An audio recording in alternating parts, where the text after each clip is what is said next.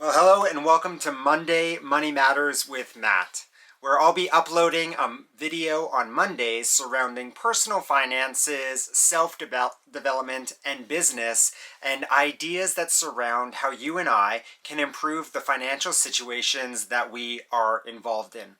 I'm a prolific reader of personal finance books, and I love to extract the information and begin to apply it in my life. And a deep passion of mine is to be able to demonstrate, reveal, and teach those things to others and encourage them in their journey of financial stewardship and management to whatever goals that they might have.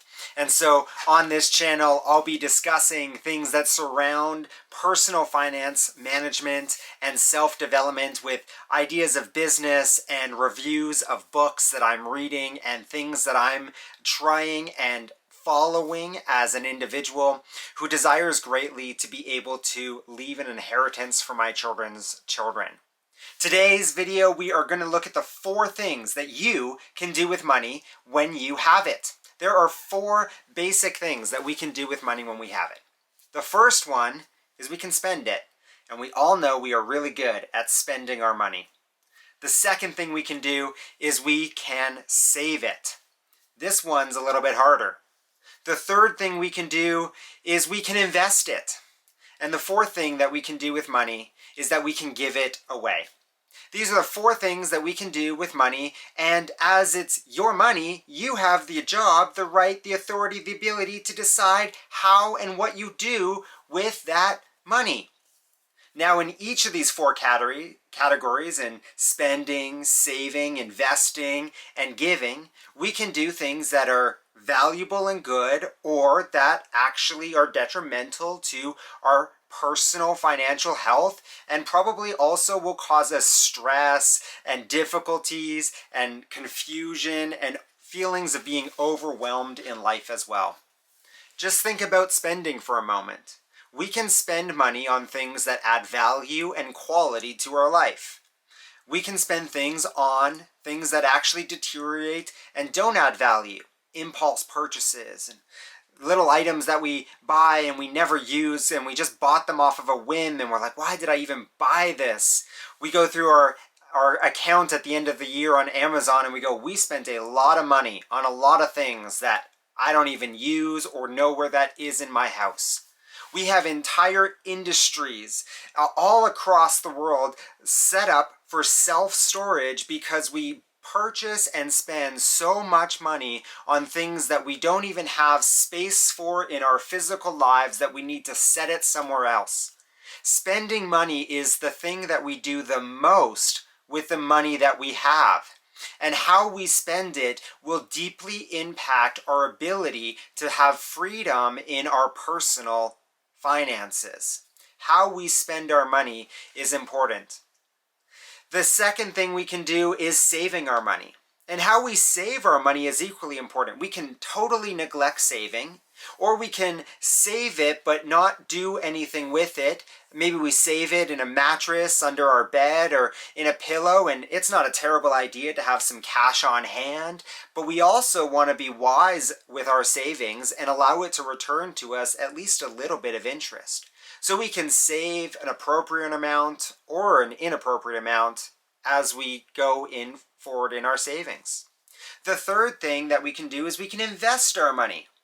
The money that we receive, it's ours to do with what we want. We can allow that money to be spent on O. Henry chocolate bars, or the latest fashion trend, or the next movie, or whatever it might be, or the food, the fine dining we want to eat. We can save our money, and we can also ask our money to go back and work for us in a capacity of investments. There's a plethora, an entire world worth of investments that you can make, from businesses to loans to stocks to real estate to investing in your personal development to be able to earn a greater salary, to have more resources to be able to use and utilize in your life.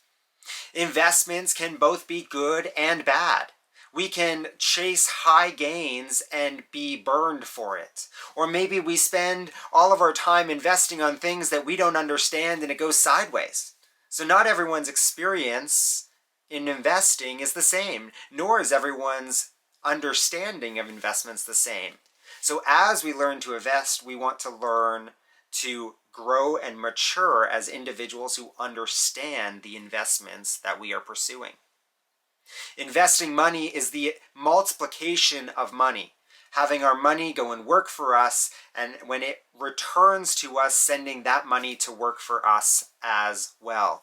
We can invest in things that are good, and we can invest in things that are bad. The fourth thing we can do with our money is giving. We can give from what we have. In fact, giving is a really important element. Generosity and being very liberal with our giving is an important thing. Charitable with it. We can give to charitable organizations or people within our communities that are in need. We can give to organizations globally or locally that we find we align with as individuals. Perhaps you find a local organization in your community that you can give, and as a result you get a tax receivable return, and that helps to diminish your income tax that you pay, or increases the amount of income tax that you get back at the end of the year. Giving is an important thing to be able to do with our resources, to be in such a place of financial stewardship, which is the management of money, that we can actually give because we've done a good job in managing what we have. Giving takes on all shapes and forms, and typically is always a good thing to do. It becomes dangerous if we give more than we understand that we can, which has to do with our understanding of budgets and spending and saving and investing and giving. These four things that we can do with our money allow us to be able to either move in a direction that we're trying to go, or will limit us from where we want to be. A dream versus a dream is something that we want to maybe see happen in the future. We wish for it, but really we have no action plan. When we place goals and action plans into the future that we're building, then our money becomes an opportunity as a resource and a tool, not as a limiter in what we can and can't do. In learning how to take these things, how to spend wisely, how to save wisely, how to invest wisely, and how to give generously, what we will actually be doing is we will be establishing the step-by-step protocols in our life to meet the goals that we have in our financial and personal lives. I hope that on our journey together as we explore personal finance and talk about these four areas of things we can do with our money and a plethora of other topics across this channel, that we will each take the necessary steps it takes to build the foundation of a financial future that you are excited about. Thanks so much for joining me today, and we will see you in the next video.